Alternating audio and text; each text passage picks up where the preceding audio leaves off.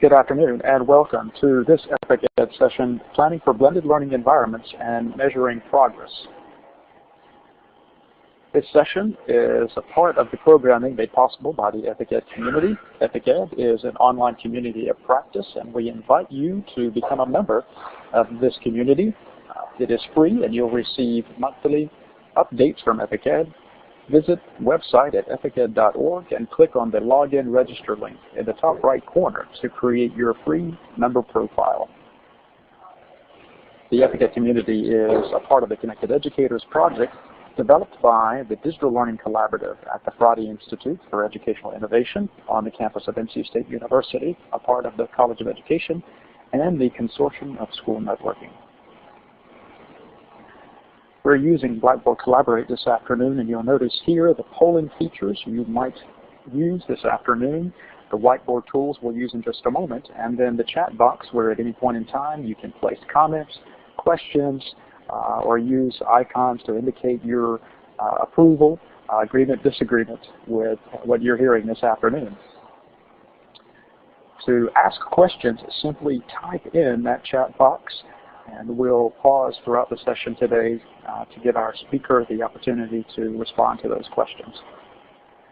We'd like to know where everyone is joining us from this afternoon, so if you would, please, according to the illustration here, if you will click on the pencil icon, double-click actually, you can choose a stroke size, maybe choose something large, and then perhaps a different color if you like from the palette that appears, and draw a circle on the map to give us a sense of where you're participating from this afternoon. So I just placed a dot there. For me, in the central part, more or less, of North Carolina, we'll give you a few seconds then to indicate from where you're participating this afternoon. Looks like we've got the North Carolina and Washington State. Great.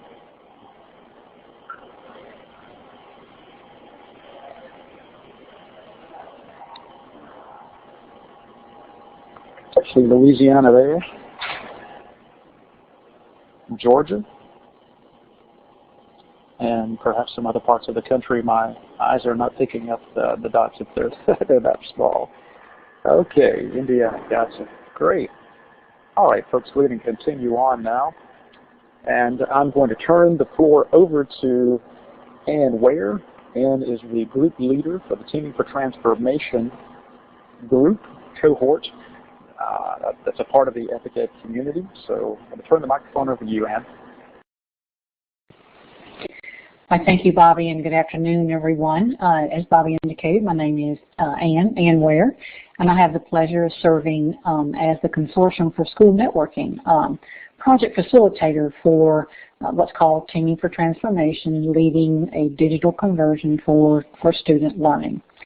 In this project, we have 165 district leaders who are collaborating in an online community of practice, and they've also met face-to-face, so that's kind of a blended learning, professional learning opportunity. And this work that they're doing is supported by the Consortium of School Networking's Empowering the 21st Century Superintendent Leadership Initiative. One of the 5 themes that superintendents have shared with us that are important to them is the transforming pedagogy with compelling learning environments. Hence our discussion today about blended learning. Endorsing partners for Teaming for Transformation, as you can see there on the screen, there at the bottom, is the American Association of School Administrators, or AASA, the Consortium of School Networking, or COSN, the Mooresville Graded School District in North Carolina, Friday Institute, and Epic Ed. And each of these partners understands the need for the synchronization of the work of district-level leaders that supports the planning for and going ahead and implementing an engaging learning environment and a result-oriented learning environment for today's learners. Our sponsors for Teaming for Transformation, you can see them here on the screen from left to right. They are Discovery Education, Follett, Novation, and Pearson Education. And each of these 4 sponsors also is committed to the good professional learning for district-level leaders that are committed to a digital conversion. So Team for Transformation, as I mentioned before, represents about 165 district leaders, about 25 total districts, and again, they are committed to the kinds of leadership that's needed at the district office to support a student-centered learning environment that's in a digitally rich learning environment. These teams, let me back up. These teams are made up of many of the leaders that you see here on the screen. There are superintendents, there are school leaders, many principals. We have curriculum leaders and technology leaders who are collaborating together also. School instructional technology leaders, we have board members, and we have some financial district level leaders who are participating in this ongoing conversation around digital conversion, and they're participating in this professional learning opportunity. But one of the topics that the 25 districts have shared with us is that they feel that blended learning, they recognize that blended learning is one of the tools in their tool chest that will assist them in transforming their environments for teaching and learning. So we're thrilled today that this is our topic around blended learning.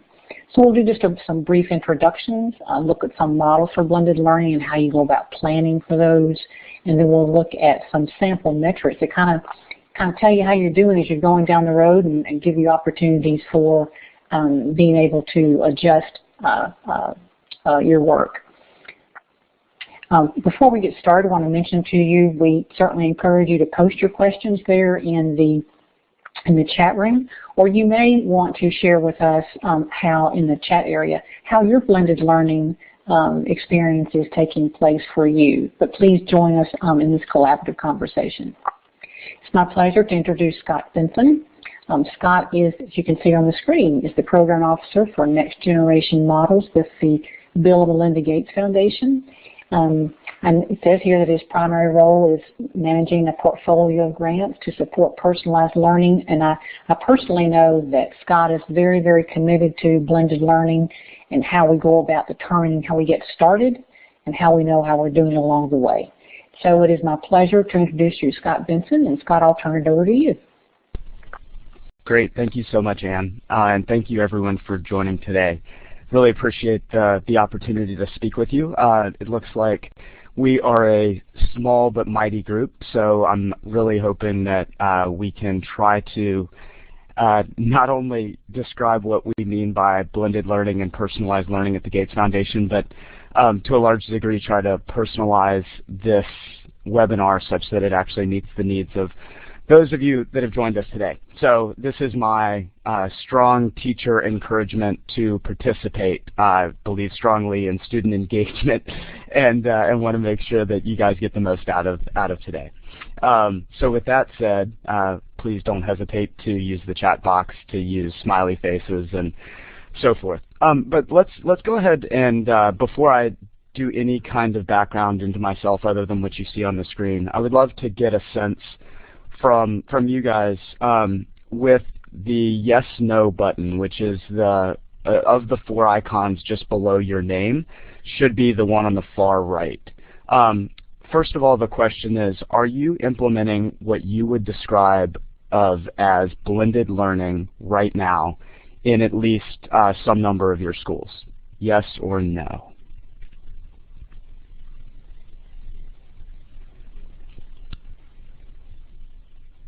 Got 2 yeses thus far, 1 no, 3 yeses.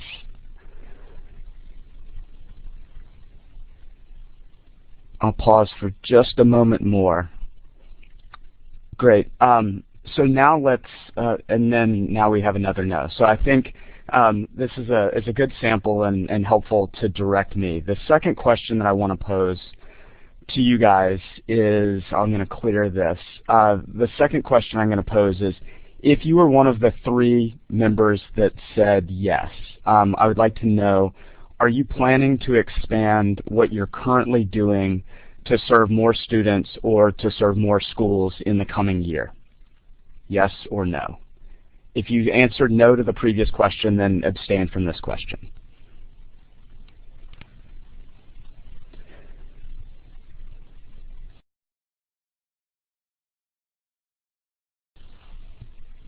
We've got 1 for expanding, 1 for no.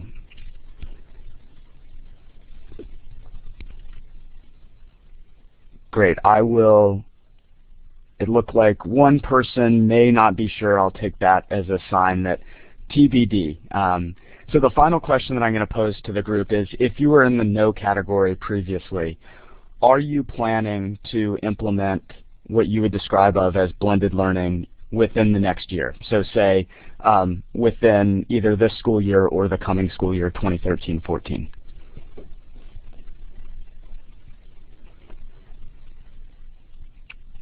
We've got 1 yes, 2 yeses. Okay, great. So what I take away from this, and the reason I ask these questions, we actually conducted a similar survey as part of a project that we are undergoing right now with the Parthenon Group, a consulting firm, and found it really interesting to pose those questions. Are you implementing what you would describe as blended learning now? If yes, what does the future hold for what you're currently implementing? And then if no, do you have immediate plans to implement? And the takeaway for us at the Gates Foundation was that we were very, very surprised at the number of school leaders and district administrators who affiliated with the notion of blended learning now. They believed that what they were currently implementing in their schools was a form of blended learning.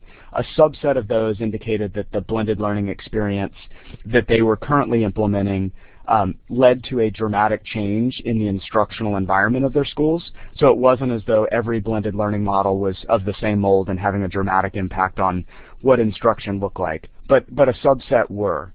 And then the other interesting finding was that of those that reported that they were not currently implementing blended learning, a very high number, a high percentage, said that they had fairly immediate plans to do so, but really were interested in what would it take, both from a technology infrastructure standpoint as well as an academic design standpoint, to get there. That leads me into the presentation that I want to give, which is really grounded in the idea that blended learning in and of itself is a means to an end, and the end that we are really seeking at the Gates Foundation is accelerated student learning outcomes, broadly defined, for students to help them on a trajectory to meet or exceed college readiness levels by the time they graduate from high school. So we have a pretty strong bent at the Gates Foundation toward college readiness, and believe in college readiness as the aspiration that our system needs to strive for, and are looking to new forms of learning, both in terms of school design as well as technology, to help students on that trajectory toward college readiness. So with that kind of overarching frame, my role at the Gates Foundation is to lead a portfolio as part of a broader team. So the broader team is Next Gen Models. My deputy director is a fantastic woman named Stacy Childress, who oversees all of the Next Gen team. My specific role on that team is to oversee a portfolio of grants that are supporting personalized learning for the most part in schools. So I deal on a very regular basis with both charter networks and districts, and work with them in support of their personalized or blended learning strategies. So with that, I'm going to advance into the meat of the presentation. So the quick question, or one of the initial questions that comes up as it relates to blended learning, is help me understand the taxonomy around blended learning. What are the most common models that we're starting to see out in the field? What are practitioners doing? What does this actually look like? Many of you on this call may be familiar with an organization, a nonprofit think tank known as the Insight Institute.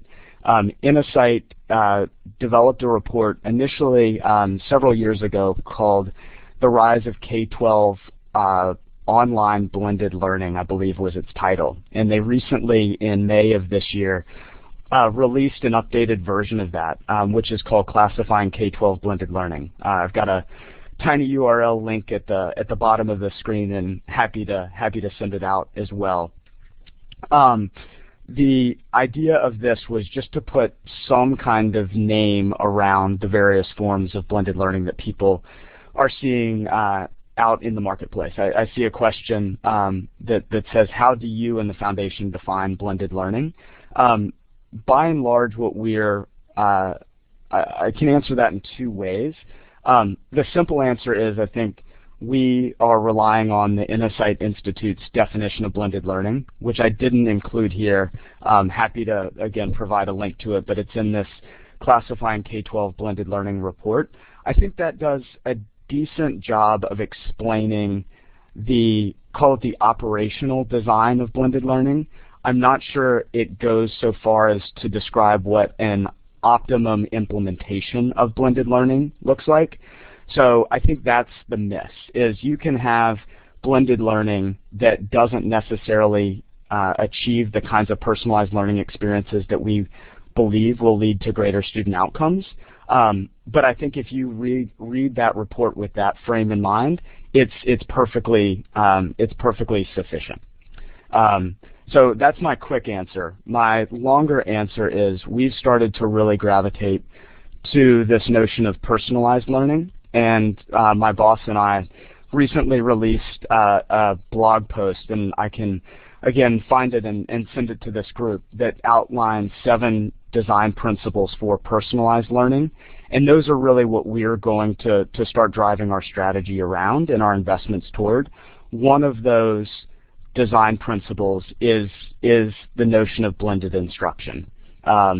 So again, I don't want to get too much into the weeds on that, but I think it's probably helpful if I can on the end of this call really let me see if I can find it real quick. I know we're in the middle of the webinar, but I think it's probably helpful just to shoot it out so you guys have it right now.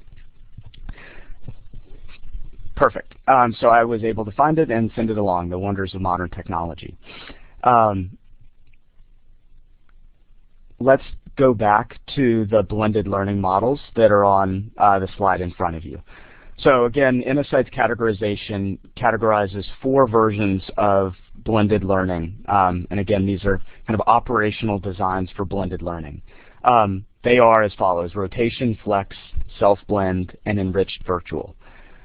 From my experience, the most common that we're seeing that I really, that most of my investments are targeted toward are rotation and flex. And the reason being is those two really allow for whole school redesign that's really driven by the school leader or school administrators at a district level.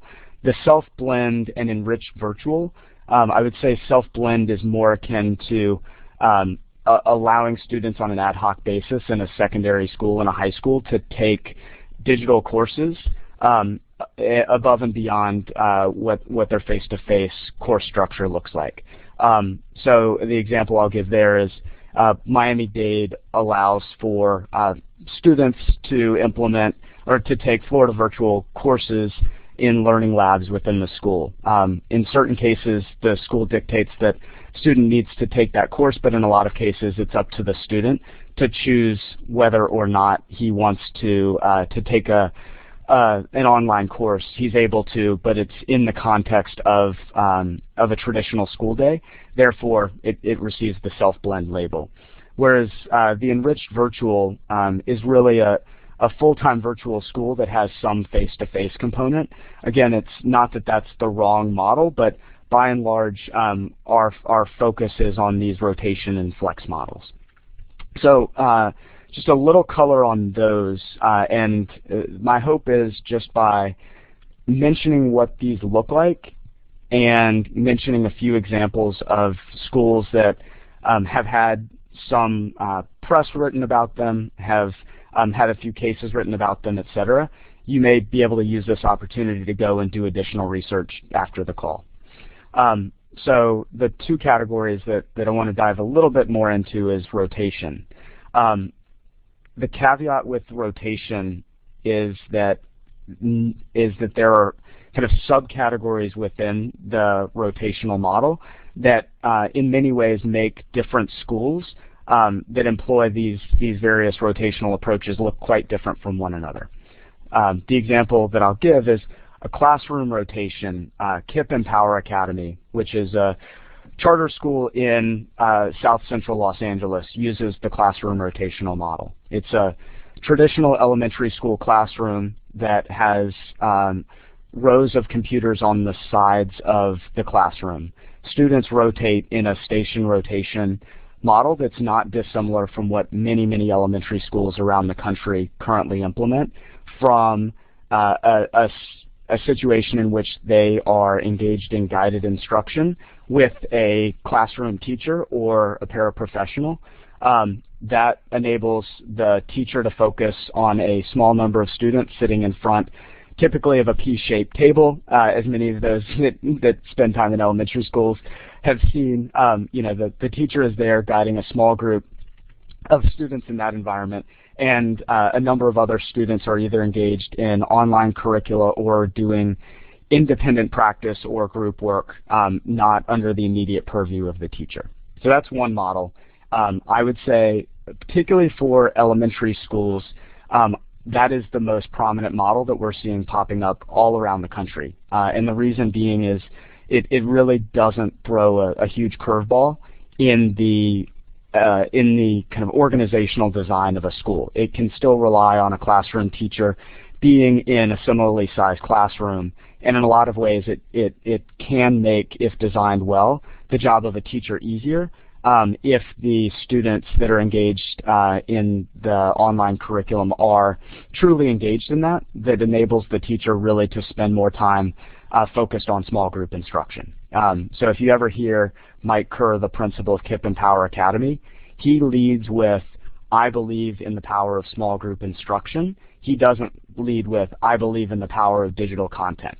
He's become increasingly an advocate of the power of digital content as well, but he continues to maintain a steadfast allegiance to the power of small group instruction.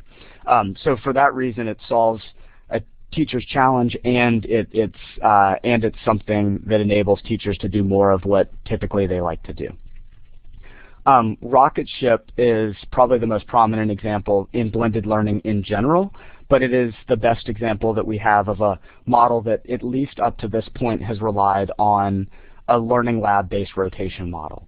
So the difference between a Rocketship and a KIPP Empower is that Rocketship has a separate and distinct learning lab with what they call individual learning specialists, I believe, ILSs, that oversee the learning lab.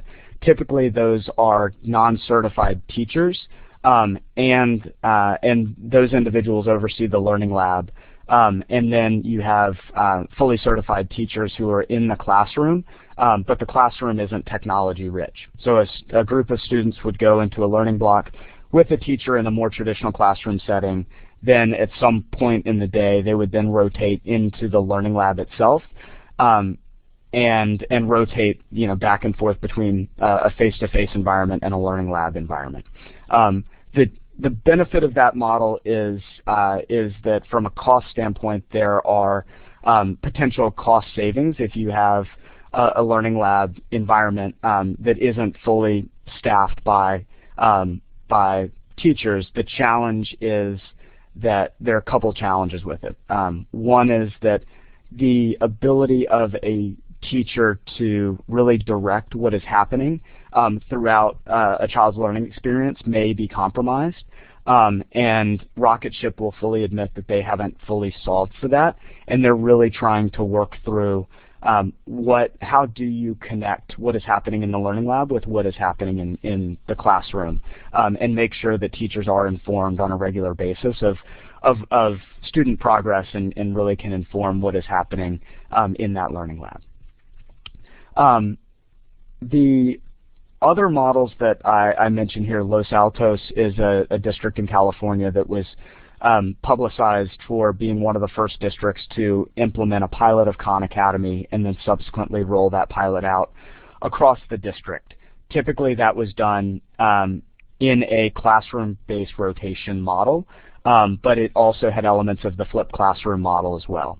And then the final piece, the individual rotation, I mentioned Summit Public Schools, which has a really interesting 9th and 10th grade math pilot going right now that is really worth investigating more. And I will send you guys a link to a blogging site called blendmylearning.com.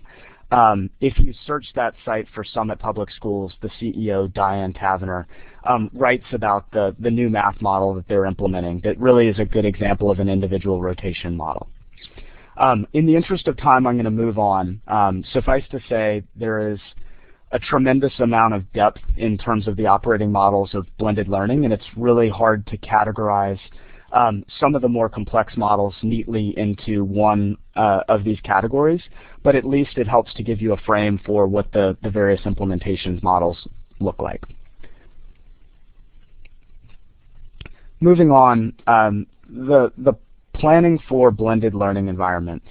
I want to make sure to emphasize a couple points on the slide. The first being there are two different schools of thought in education, in my opinion. There is the kind of top-down, one size fits all, or at least one structure fits all approach, and then there's the bottom-up approach that says let's provide a tremendous amount of autonomy to individual school principals and allow them the ability to create the ideal instructional model for their students.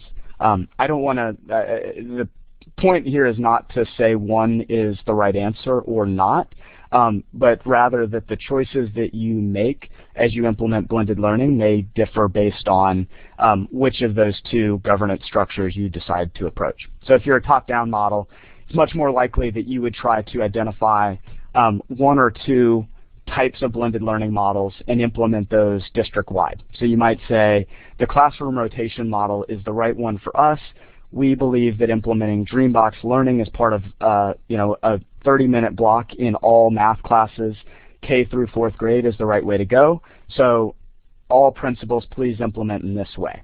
The bottom-up approach would say a district would never do that. Rather, they would set the conditions such that individual principals could decide whether the classroom rotation model, the learning lab rotation model, the flex model is more appropriate for their individual student needs, and therefore the district role is really to set the enabling conditions to allow that to happen. So my first advice to anybody in the district is figure out which of those two categories you fall into, and then that should inform the way you think about rolling out blended learning across your district thereafter. The second is, goes without saying, but I feel like sometimes we let the cart get before the horse, and we start by saying our goal is to implement blended learning, not our goal is to accelerate the learning growth of our students to achieve these objectives, and therefore we need to do X, Y, and Z. So my advice, just probably preaching to the choir here, but before engaging in any kind of blended learning quote-unquote strategy, I would advise anyone to engage in a strategy that sets specific measurable academic metrics and goals. Once you do that, we found it really helpful to set a series of design principles, and this is similar to the blog post that I sent you guys earlier, which is to say these aren't the specific ways that you would design an individual school, but rather a set of principles that anyone designing a new school model might look to bound their thinking and really inspire them. So, among the principles we espouse in that list are a student-centered design. I really fundamentally believe in the notion of designing academic environments to meet the needs of individual students.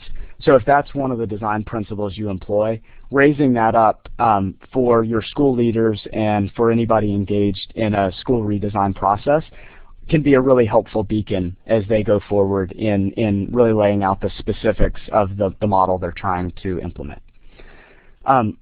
as I mentioned earlier, I do think there are now, when I started this job almost 3 years ago, feel like I was much more limited in terms of the number of proof points or the number of models that existed. I think now we have started to see a lot more schools and districts that are really engaging in new model design, and they're starting to open the doors.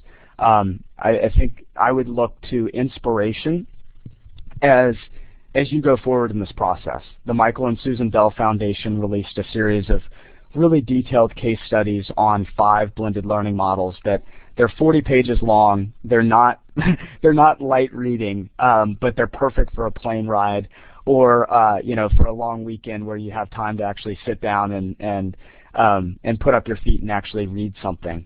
Strongly recommend reading those types of things just for inspiration. As I've mentioned earlier, the Insight Institute has released a series of not only taxonomy around this, but also profiles. And the final one that I'll mention is an organization we fund, the Next Generation Learning Challenges, which has recently funded 20 whole school blended learning models, and they recently released a series of profiles on those models. So what may be helpful, in the interest of time, everyone, as opposed to sending you individual URLs, I have, over the course of the last 3 years, I'm about to overwhelm you, but I'm going to send you my compilation of resources that I've developed over as I mentioned, the past 3 years. That it's in this URL, maximizepotential.org/resources. Really is my attempt to give people the laundry list of things that are out there that they can use for both inspiration and for comparison and contrast between the types of models they want to implement. I really do feel like it's helpful to look to others to inspiration, not necessarily copycat what everyone else has done. So that's that. The final 2 pieces, once you've done all of this stuff, you set your goals, you developed a set of design principles. I skimmed over the student-centric design process, but point being is really allow for give yourself time to really think through a school or a classroom design that really can meet the needs of individual students. Don't start with constraints, but rather start with a blank sheet of paper, the tabula rasa idea, and go through a process by which you can really think about what will it take to meet the needs of students, then engage more in the practical matter of, now that we have the model, how might we actually implement this? And that's where the idea of determining your true needs, whether it's going to require facility upgrades, hardware and software, et cetera, really comes into play. Again, trying to let the goals and the design lead, not the hardware and software. And the final thing is, this notion of implement, measure, analyze, and improve and repeat. I really fundamentally believe in the notion of fast iteration, rapid prototyping, whatever you want to call it.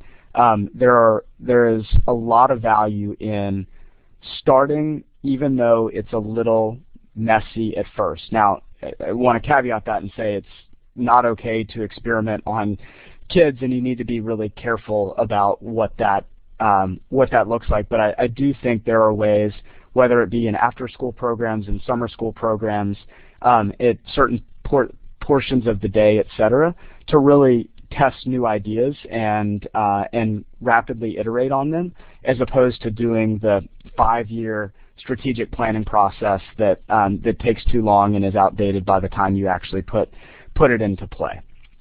At the risk of completely taking the entire time, which I've already done, why don't I just go through? Why don't I just pause here? I'll let you guys read this, and then to the degree you have questions on the proposed metrics and outcomes, I'm happy to entertain them. I'm also happy to stop talking and field any questions that you guys might have for the remaining 5 minutes or so. And I can certainly go over if need be to answer everyone's questions.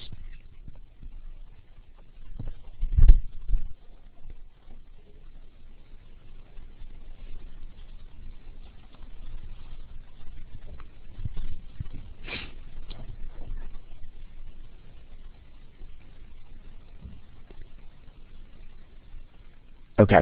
So Anne says that I should take the time to review the metrics, so I will. The main point that I want to make before I get into any specifics on metrics, I have a point here and then a broader point. I fundamentally don't believe that the student outcomes that we are seeking in our K-12 education system need to change based on the input measure or the way that we provide instruction to students. In other words, I believe that all students should be on a trajectory toward college readiness, and regardless of whether they receive instruction via a blended online or traditional environment, we should hold firm to the learning outcomes we expect of students. That said, I don't necessarily believe that all districts and states have the ideal set of metrics in place currently to measure what we actually want to have happen in classrooms. So that's not a complete indictment of the performance accountability systems that have arisen in states and districts. In a lot of ways, I think they are very well intentioned. My challenge is if the goal of a system is to, in my opinion, if the goal of a system is to meet a child where he or she is and accelerate his or her learning over the course of a certain period of time, that is the thing that we should measure. And we shouldn't hold so blindly to proficiency targets that are attached to ages that we lose sight of the forest despite the trees. So that is my broader point. I think one of the things that we've encountered as we have really started supporting more of these models that try to personalize learning for students is that there, in certain cases, is a friction between what the existing accountability system asks for and what the ideal accountability system asks for. I can't pretend to have all the solutions to that at this point, but just to put it on the table, I think that is a risk. And if it is a risk, I think districts need to engage in that risk with eyes wide open and be clear with school leaders how they're going to approach that dynamic. So that's my kind of broad, big, hairy, audacious challenge in the field. The way that we've started to solve for it in a lot of our grantees and as part of our research and evaluation is to really focus on learning growth as the goal. And the way that we do that, often the state summative assessment in literacy and math is not perfectly adequate to being able to do that. Even calculations like value add and so forth are imperfect. So what we often do in our grantees is ask, complement the state summative assessment that exists today with something like NWEA MAP. And the computer adaptive version of MAP is a nationally norm reference test that I believe does a better job of honing in on exactly where a student is at a particular period of time, and then if you implement that assessment at least twice as part of a pre and post test in the beginning and the end of the year, it does a better job of calculating learning growth, agnostic of where the child, quote unquote, should be on grade level standards. So that's one thing just to consider is whether it's NWA MAP or another norm referenced assessment. It's really helpful to think about how you are going to calculate learning growth, at least in literacy and math. The second thing I will say about academic outcomes is, literacy and math are foundational in my opinion, and I don't think we're going, nor do I think we should lose sight of them as important subject areas for students, but they are by no means the only subject areas that we want students to excel at in school. So I don't have a perfect answer on the other subject areas, the social studies and sciences and so forth. I do think it's really important, though, for districts, just at a high level, to think about what ways they are measuring proficiency and or mastery in other content areas and whether there's a need for standardization on that front, or if they're okay in an environment in which teachers are creating their own end-of-course assessments and so forth. I would love to see a world in which we have the same level of confidence in end-of-course assessments for, biology and and world history as people do for IB and AP testing. Now, again, IB and AP testing are not the be-all, end-all, but they're at least tests that people are comfortable as measures of student proficiency and or mastery in those higher level subject areas. We don't have the same proxy in most states for other subject areas, and I think that's a real challenge. So my advice to you guys is to really think through how are you going to measure proficiency and or mastery of end of course assessments, particularly if you're going to start focusing on a competency-based learning environment that's going to allow students to progress once they've demonstrated mastery. It's almost an absolute necessity to have a very strong assessment system that people trust if you're going to implement such a system. And the final point on academic outcomes that I'll mention is this maintaining focus on promotion and graduation rates. The fear that I have if you are too focused on those as metrics without independent measures of student proficiency and mastery it's the world of perverse incentives. We've seen this crop up with credit recovery programs all over the country, where if the goal is promotion, it's easy to breeze a kid through a mediocre, if not terrible, credit recovery program. If the goal is proficiency or mastery, many of those same programs wouldn't hold muster if you started measuring the things that I think you want students to achieve. So just beware of the perverse incentives if you focus too heavily on certain metrics that can be gained. And it looks like you've posed the question, financial question. So the question is, if we're going to do X, we must stop doing Y. And I have two answers to that. One is, to the degree you have access to non-recurring revenue, one-time revenue, whether it be grant funding from philanthropy or grant funding from a district or a state, by all means access it. I mean, I think it goes without saying that if you want to do something and someone is giving you the opportunity to access the resources you need to implement that, then I think it makes complete and total sense to do that. I think the reality, though, is there is not enough one-time grant funding in this country available to districts that want to implement blended learning to be able to support the demand. So what that naturally points to is districts and schools are going to have to find ways to do this with existing resources. And more, I believe, the push toward blended and personalized learning and new kind of next generation school models, what will really drive or impede scale, depending on how you look at it, is the ability for schools and districts to self-fund the initiative. So what will drive scale is the ability for districts to find ways to repurpose existing funds to be able to implement this type of intervention. And I think the way that you get to that place at some level of scale, part of it's creativity and thinking about resource allocation. Where are you currently spending funds that may not be the highest and best use of those funds?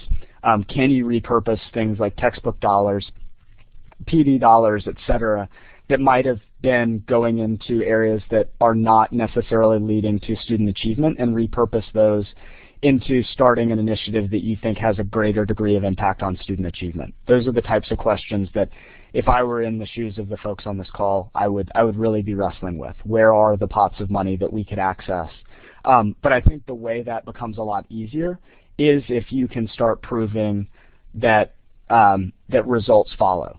So I tend to think that in a perfect world, you could do it all at once.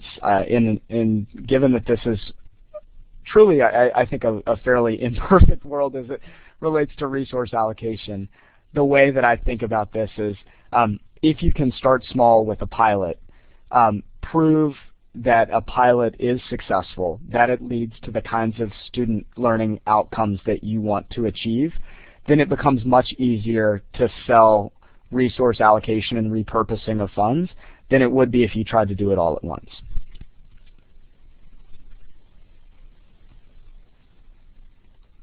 I'm going to look back. Does anyone else, I want to be cognizant of other folks on the call. Any other questions, burning questions that you have?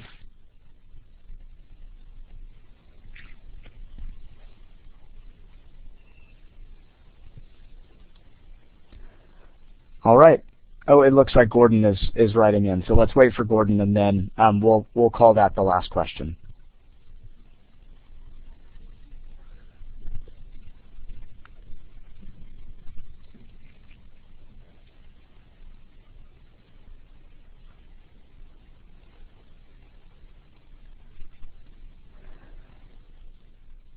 Gordon asked the question, how will it play in learning during 4 to 6 a.m. and summertime? I think it's a fascinating question, Gordon. I would say a couple things. One is that typically what happens now is schools and districts don't have a monopoly over learning. Kids are learning 24/7. What schools and districts have a monopoly over is awarding credit. And I think there's a really interesting friction that exists when students are learning 24/7 and yet credit is only awarded based on a child sitting in a seat for 180 days and based on a loose definition of mastery that is the A to F grading system that we have today. So my thoughts on this are somewhat nuanced, but I think the schools that are going to advance further, faster in this space are those that recognize that students are learning outside of the school day and find ways to validate that learning, accelerate that learning, and bestow credit for that learning. So if a child masters Algebra 2 by watching Khan Academy videos, the school has an assessment that it trusts, and that can be an assessment that is holistic. It doesn't, it can include performance tasks. It can include, complicated higher order thinking. It doesn't have to be low-level standardized, multiple choice standardized questions. Then I think that opens up really interesting possibilities for rethinking how instruction can be delivered and how students can experience the school day.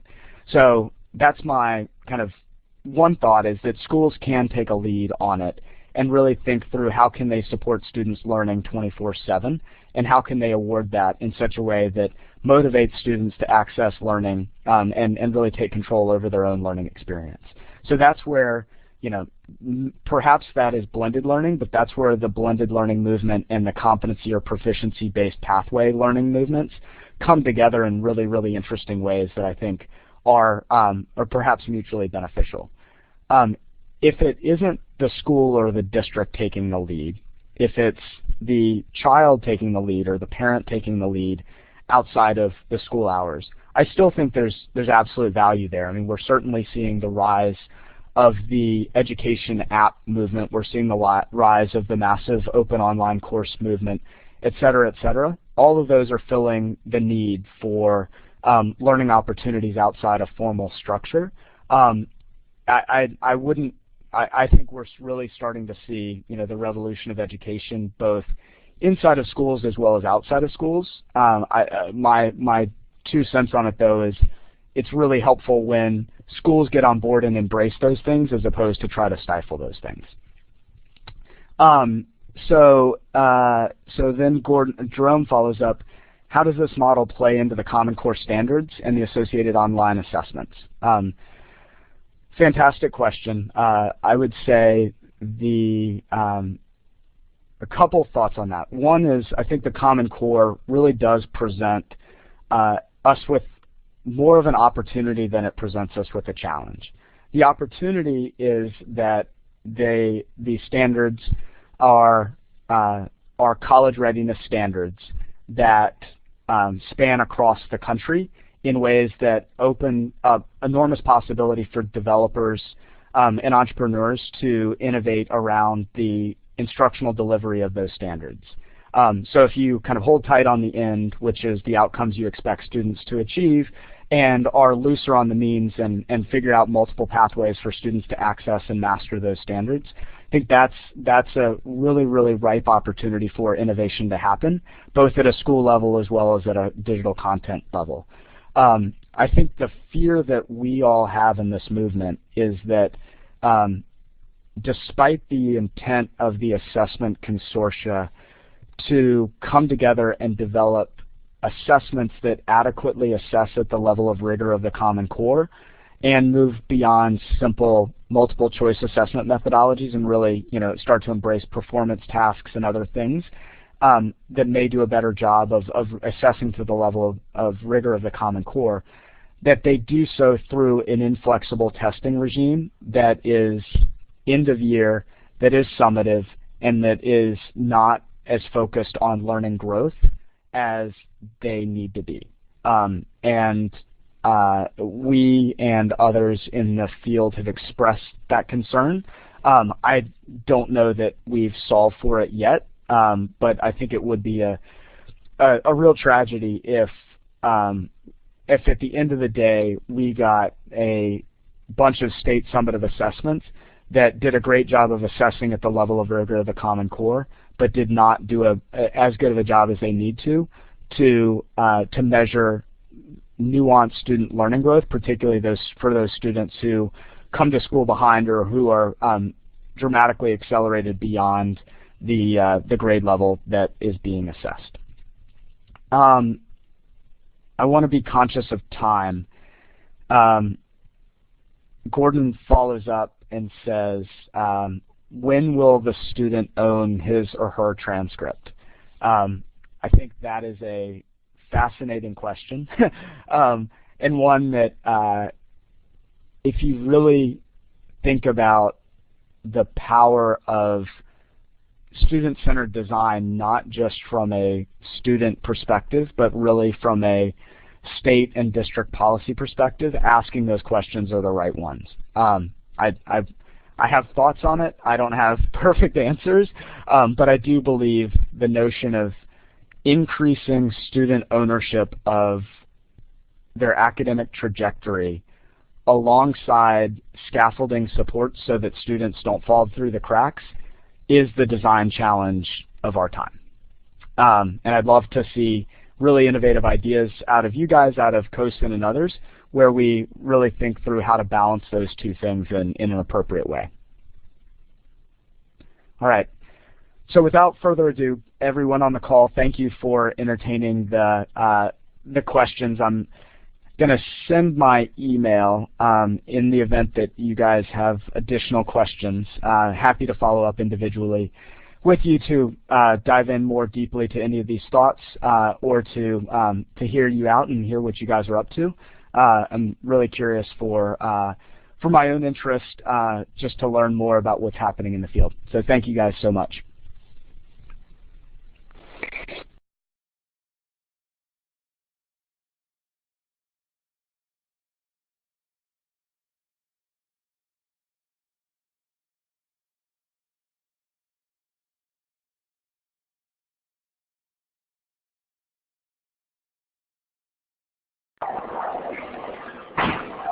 Folks, I want to thank you for participating in this afternoon's web conference.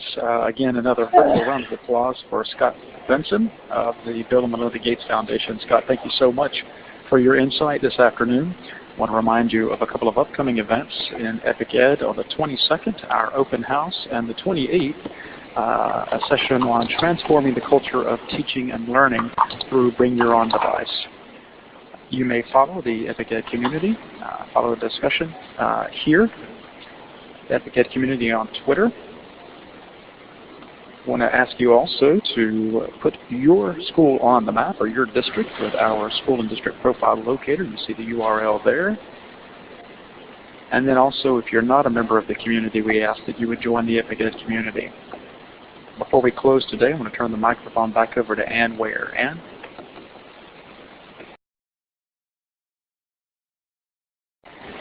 Thank you, Bobby. I just want to say thanks to Scott. What a fantastic discussion around the types of topics around blended learning that we have been hearing from district leaders and especially school principals that they want to hear more about.